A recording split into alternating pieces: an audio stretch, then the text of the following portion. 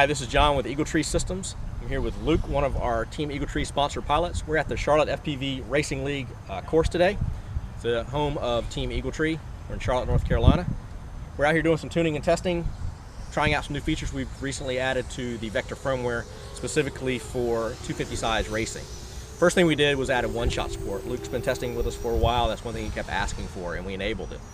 What happened when we did that? Did you see a big performance increase? There was a huge performance increase. I was able to smooth it out a lot and get a lot better gains and a lot better locked-in feel. Excellent. So if you're using BL Heli or Simon K, any ESC that uses one shot, you can enable that in the Vector now.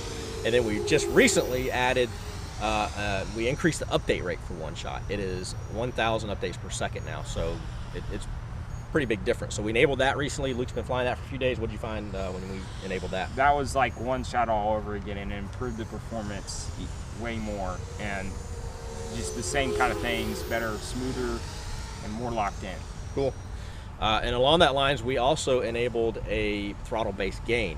Now you could do that kind of mixing in the radio, some radios with our gain channel if you wanted to do that, but we enabled that in the software because all radios can't do that, especially on the throttle channel. So we enabled that, and now you can have high gains while your throttle stick's low or hovering for acrobatic moves, and then when you get really fast and get the throttle stick up, it backs the gains off. Are you using that as well? Yes, so that does really help.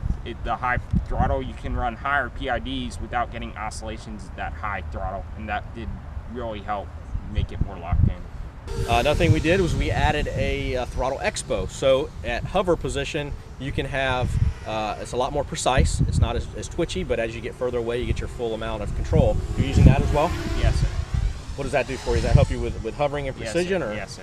I can go through things, and mainly descending, because before I'd be a quarter throttle and I'd be hovering, so you go much below and you're like zero throttle, and it's not enough resolution to get the descents. Excellent. Another option we added was the maximum ESC output.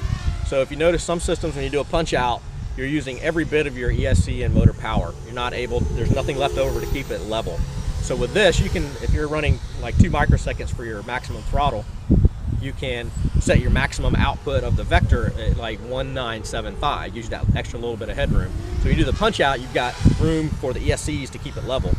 Now you're using that as well, right? Yes, sir. Did you notice any power difference when you drop that down? No, sir, no. So it's not enough to see any less power, but it does give you that extra little bit for the ESCs to level out. All this stuff is added in the new firmware and in the software. So we have actually made a new tab, an advanced tab, and we've moved some stuff around. Had to make room for a lot of new features, and that's all in there. So we're gonna get out and do some more testing. And this is Luke's quad. This is a frame he made.